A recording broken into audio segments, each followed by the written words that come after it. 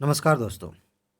कुछ साल पहले तक ऐसा माहौल था कि अगर आपका मैथ ठीक नहीं है या फिर आप टेक्निकल बैकग्राउंड से नहीं हैं तो आपके लिए सीसेट निकालना बड़ा कठिन है। ऐसे लोग फेल भी हो जाते थे, अभी भी होते हैं। लेकिन हाल फिलहाल में ऐसा हुआ है कि चीज़ें बराबर हो गई हैं। इससे ज़्यादा फ़र्क नहीं पड़ता है कि आप किस बैकग्राउंड से आते हैं, फ़र्क इससे पड़ता है कि आपने सीसेट की तैयारी की है कि नहीं की है। यानी कि जो लोग प्रीलिम्स नहीं निकाल पाते सीसेट की वजह से, उनमें दो कैटेगरीज हैं। एक वो लोग हैं जिन्होंने सीसेट के पेपर को नहीं समझा है, तैयारी नहीं की है, और एक वो लोग हैं जो अपने आप को ओवर स्मार्ट समझते हैं। उन्हें लगता है कि सीसेट ऐसे ही निकल जाएगा। आज इस वीडियो में हम बात करेंगे, कंप्लीट बात होगी कि आप सीसेट के पेपर को कैसे समझेंगे, कैसी रणनीति बनाएंगे और कैसे तैयारी की जा सकती है बहुत कम समय में। इसीलिए आप इत्मीनान से इस वीडियो को देखिए, समझिए और इस पर काम करिए। सीसेट को हल्के मत लीजिए, ठीक है जी। देखिए, सिंपल सी चीज़ है। इस वीडियो में 4 बातें होंगी। पहली बात, परिचय, थोड़ी सी बात होगी परिचय के बारे में। दूसरी बात होगी सिलेबस को लेकर के। तीसरी बात होगी जो सबसे इम्पोर्टेंट है, रणनीति के बारे में। और चौथी बात होगी पीडीएफ से रिलेटेड, जिसका सीसेट से कोई ज़्यादा संबंध नहीं है। इसका संबंध है जो पीडीएफ आपको मिलती है, जो कि यूपी पीसीएस निकालने के लिए बहुत ज़्यादा ज़रूरी है, उसके बारे में बात होगी। देखिए, परिचय की बात करें तो आपको पता है कि सीसेट जीएस में 2 पेपर होते हैं प्री में। एक जीएस का पेपर होता है फर्स्ट, जिसमें कि आप सामान्य अध्ययन के विषय पढ़ के जाते हैं, हिस्ट्री, ज्योग्राफी, ये सब, ठीक है, करंट अफेयर। और दूसरा पेपर होता है सेकंड पेपर, जिसे सीसेट कहते हैं। इसमें 100 प्रश्न आपको मिलेंगे, 200 नंबर्स के हैं, ठीक है, और माइनस मार्किंग होती है 1/3 की। ये सब आपको पता है। लेकिन आगे बढ़ें, सिलेबस की बात करें तो इसमें मोटे तौर पर 8 बिंदु हैं। पहली चीज़ क्या है, आपको कॉम्प्रिहेंशन मिलेगा। अभी देखिए, इसको मैं सिंपल कर दूंगा, परेशान नहीं होना, ठीक है। एक बार मैं आपके लिए पढ़ दे रहा हूँ। कॉम्प्रिहेंशन हिंदी और इंग्लिश का होगा। एक ही पैराग्राफ मिलेगा, उसके आधार पर 4-5 प्रश्न होंगे। इसके बाद सिलेबस का दूसरा हिस्सा interpersonal skills including communication skills. ये कम्युनिकेशन स्किल वाला जो ऐसा प्रश्न है, जिस तरह जैसे आप टीचिंग लाइन में हैं, उधर अगर आप एग्ज़ाम देते हैं टीईटी का, इस तरह के वहाँ भी आता है और यहाँ भी है। तो इसके बारे में आपको पढ़ने की बिल्कुल ज़रूरत नहीं है, मैं पहले से बता दे रहा हूँ, ठीक है। इसके प्रश्न कहाँ से आते हैं, कौन बनाता है, इसके लिए किताब क्या है, इसको एकदम दिमाग से निकाल दीजिए, ठीक है। इसमें से ज़्यादातर प्रश्न ऐसे होते हैं कि जो अपने आप सामान्य बुद्धि से, कॉमन सेंस से अच्छे से हल कर सकते हैं। जो नहीं आता उसको छोड़ के आगे बढ़िए, इसके बारे में अभी हम बात करेंगे, ठीक है। इसके अलावा तीसरा टॉपिक है लॉजिकल रीजनिंग का, ठीक है। इसके अलावा चौथा है decision making, general mental ability है। उसके बाद से elementary mathematics up to class 10th, ठीक है। हाई स्कूल लेवल तक का मैथ आपका होना चाहिए। जनरल इंग्लिश और हिंदी, ये आपका सिलेबस है। अब बात आती है, सिलेबस आप एक बार पॉज करके अच्छे से पढ़ लीजिए। वैसे आपको नहीं पता है तो इसका स्क्रीनशॉट ले सकते हैं। मेन चीज़ ये है कि इसको अगर सिंपल करें तो क्या होगा। सिंपल करें तो इसके 2-3 हिस्से बनते हैं। मैथ के कुछ सवाल आते हैं, रीजनिंग के कुछ सवाल आते हैं, हिंदी के कुछ सवाल आते हैं, इंग्लिश के कुछ सवाल आते हैं, ठीक है, सिंपल। अब कुछ मैं क्यों कह रहा हूँ, मैं सीधा सीधा कह सकता था कि हिंदी से 20 आते हैं, 15 से 20 इंग्लिश से आते हैं, मैथ से इतने आते हैं, लेकिन मैं नहीं बता रहा क्योंकि इसकी ज़रूरत यहाँ है। अब बात आती है कि सिलेबस आपने समझ लिया है, अभी समझा नहीं है, मैंने सिर्फ टॉपिक बताया, अभी असली काम यहाँ से शुरू होगा। तो कुछ तो समझ ही लिया है। रणनीति कैसे बनाएंगे, कैसे आप इसे क्वालिफाई करेंगे। दो चीज़ें होती हैं। आपने एक कहावत सुनी होगी कि किसी को आप मछली खिलाइए, वैसे आप अन्यथा मत लीजिएगा अगर आप शाकाहारी हैं तो, चलो उसको छोड़ देते, एग्जाम्पल नहीं देते। मान लेते हैं किसी को आपने भोजन देना शुरू किया, ठीक, भोजन देना शुरू किया और वो आप पे निर्भर हो गया। लेकिन अगर आप उसे खेती करना सिखा दें कि कैसे भोजन उगाया जाता है, तो ये ज़्यादा बढ़िया है। इसीलिए मैंने यहाँ पे अभी सिलेबस की बात करते हुए ये नहीं बताया कि कहाँ से कितने प्रश्न आते हैं। सबसे बड़ी गलती यही होती है कि हम सीसेट में पढ़ने लग जाते हैं, रीजनिंग पढ़ने लग जाते हैं, मैथ पढ़ने लग जाते हैं, हिंदी पढ़ने लग जाते हैं।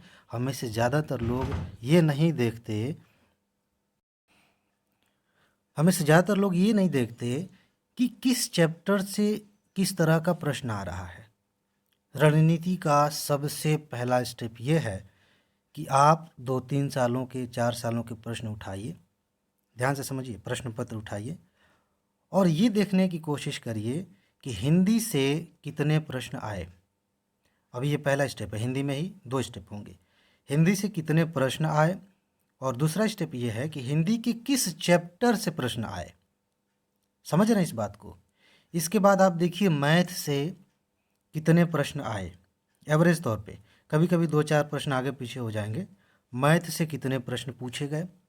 और अगला स्टेप होगा कि मैथ के किस चैप्टर से प्रश्न पूछे गए। ठीक। इसके बाद रीजनिंग के कितने प्रश्न पूछे गए और किस चैप्टर से पूछे गए। इंग्लिश के ऐसे ही। अगर आपने ये नहीं किया है तो आपका समय फालतू का इधर उधर खर्च हो जाएगा और पता नहीं चलेगा कि आपने किया क्या है। अगर आप ध्यान से देखेंगे, मज़ेदार बात मैं बताऊं, ध्यान से देखेंगे तो ये पता चलेगा कि कुछ ही चैप्टर्स आपको पढ़ने हैं। ध्यान से समझिए कि आपको 100 प्रश्न में से 100 प्रश्न नहीं करना है। यहाँ पे आपको रैंकिंग नहीं मिलेगी। आप सिर्फ 1/3 लेके आएंगे 100 प्रश्नों में से, यानी कि 33% लेके आएंगे। ठीक है, आपका सिलेक्शन हो जाएगा। तो आप जब ये काम करेंगे, जब आप देखेंगे कि किस चैप्टर से कितने प्रश्न आते हैं, तो आपको पता चलेगा कि कुछ ऐसे चैप्टर्स हैं जहाँ से बार बार प्रश्न पूछे जाते हैं। इनफैक्ट हर साल प्रश्न पूछे जाते हैं। ठीक है, ये आपने कर लिया। अब वापस आते हैं। देखिए, ये काम सबको करना है।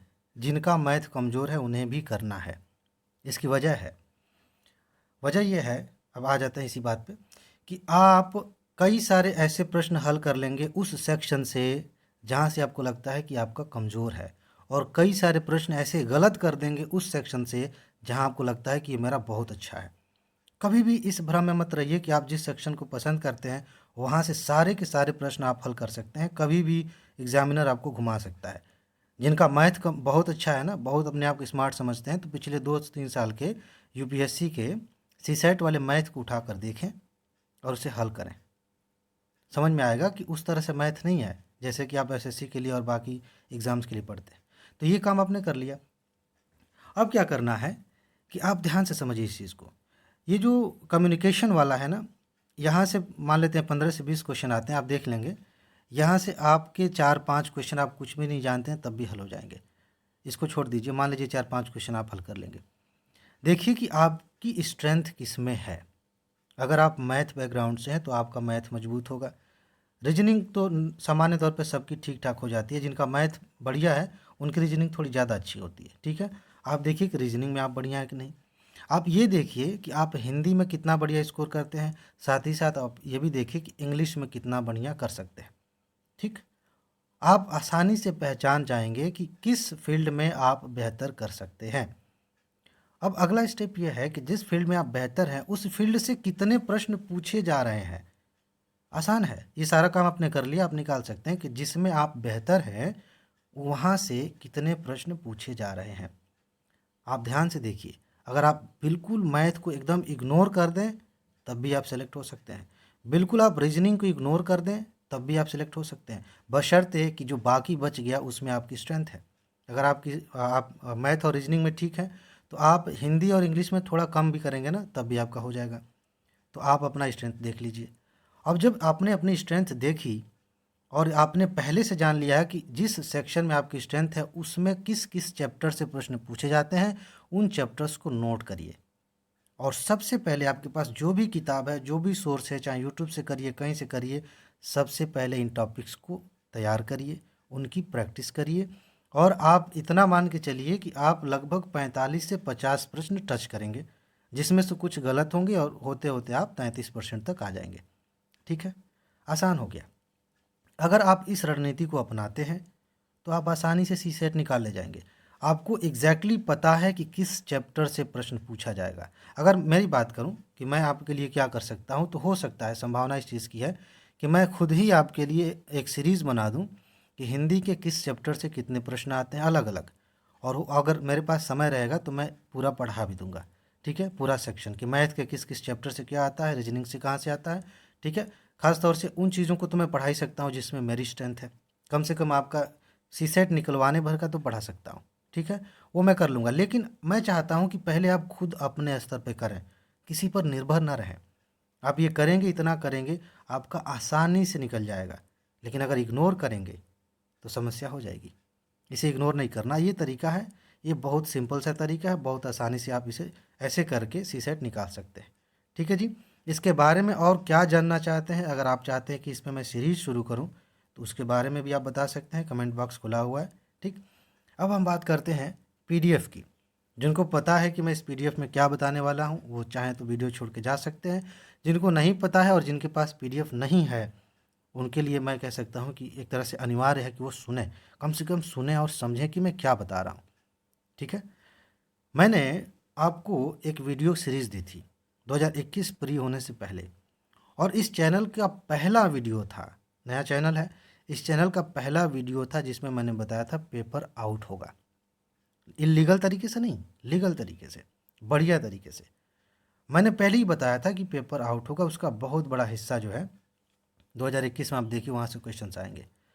मैंने क्या किया, पिछले 26 सालों में यूपी पीसीएस में जो प्रश्न पूछे गए हैं उनका विश्लेषण किया, और विश्लेषण करने के बाद पता चला कि कुछ ऐसे तथ्य हैं, कुछ ऐसे टॉपिक्स हैं जिनको लेकर बार बार प्रश्न बनाए जा रहे हैं।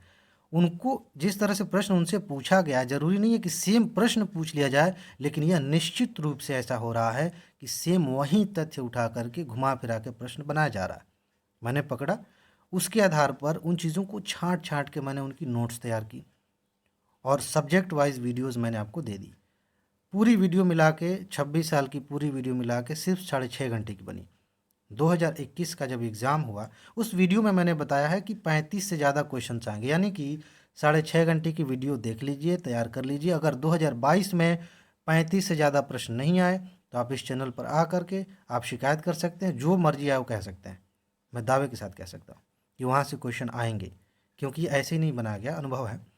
इसके अलावा आगे मैं बढ़ा तो मैंने क्या किया कि कुछ और चीज़ें जो मैंने छोड़ रखी थी, जैसे यूपी स्पेशल हुआ, कुछ स्पेशल नोट वगैरह जो भी, जैसे कि जनगणना के कुछ तथ्य हैं, इनको मैंने वीडियो में नहीं शामिल किया था, इनको इकट्ठा किया। साथ ही साथ जिन टॉपिक्स को बार बार पूछा जा रहा है उनको अलग से मैंने तैयार किया, इसकी नोट बनाई, और फिर मैंने दावा किया कि 50 से ज़्यादा प्रश्न आपको मिलेंगे 2021 में। और प्रश्न आए हैं 55 से 60 प्रश्न। जिनके पास पीडीएफ है वो मिला सकते हैं 2021 का क्वेश्चन पेपर लेके। इस पीडीएफ की सबसे बड़ी खूबसूरती यह है कि आप बहुत कम समय में, बहुत ही कम समय में इसे तैयार कर सकते हैं, कुछ ही घंटों में रिवाइज कर सकते हैं। ये कैप्सूल है एक तरह से। ठीक है, तो ये पीडीएफ आपको मिल रही है। इसके अलावा चीज़ें मैंने जोड़ रखी हैं। सब्जेक्ट वाइज जितने टॉपिक्स मैं कवर कर रहा हूँ वो भी आपको मिलेगा।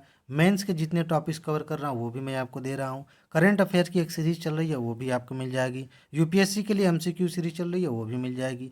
पीसीएस के लिए एमसीक्यू सीरीज चल रही है उसकी भी पीडीएफ मिल जाएगी। यूपीएससी के लिए टॉप 300 टॉपिक्स हम कवर कर रहे हैं वो भी मिल जाएगा। ये सब कुछ आपको मिलेगा। और इसकी प्राइस मैं बढ़ाने वाला था लेकिन बढ़ाया नहीं, इस साल सिर्फ 999 है। आप चाहें तो उसको ले सकते हैं। ठीक है, आप चाहें तो इस वीडियो के डिस्क्रिप्शन में जाएंगे, पीडीएफ का लिंक मिलेगा, वहाँ से आप देखेंगे नीचे डिस्क्रिप्शन में 2 नंबर दिए हैं, एक व्हाट्सएप नंबर है, एक पेमेंट नंबर है। अगर पेमेंट नंबर पे करेंगे तो सिर्फ 999 पे करना पड़ेगा, और उसके बाद से आप व्हाट्सएप नंबर पे स्क्रीनशॉट भेज दीजिए, आपको पीडीएफ मिल जाएगी। अगर आप वहीं से डाउनलोड करते हैं तो आपको 1120 रुपये देने पड़ सकते हैं, क्योंकि जीएसटी और बाकी चार्ज मिलाकर उतना हो जाता है, और फिर भी स्क्रीनशॉट भेजनी है। तो मेरी सलाह ये है कि आप उस नंबर पे करके स्क्रीनशॉट भेजिए और नोट्स लीजिए और जल्दी से इसे तैयार करिए, क्योंकि जैसे ही एग्ज़ाम होगा 2022 वाला मैं फिर वीडियो बनाऊंगा और फिर बताऊंगा कि देखिए इस बार कितने ज़्यादा प्रश्न आए हैं। हमारा टारगेट है कि 100 से ज़्यादा प्रश्न आने चाहिए। इसकी सबसे बड़ी खूबसूरती है कि आप कम समय में बेहतर तैयारी कर सकते हैं। ठीक है जी, तो इसका लाभ लीजिए। ऐसा ना हो कि बाद में आप वीडियो देखें और कहें कि ओहो मुझे ले लेना चाहिए था। समझ रहे हैं? तो ये सब चीज़ें हैं। अपना ख्याल रखिए, खुश रहिए, मस्त रहिए। आगे मिलते हैं, हो सकता है किसी सेट की मैं एक सीरीज ही चला दूँ। ठीक है जी, नमस्कार।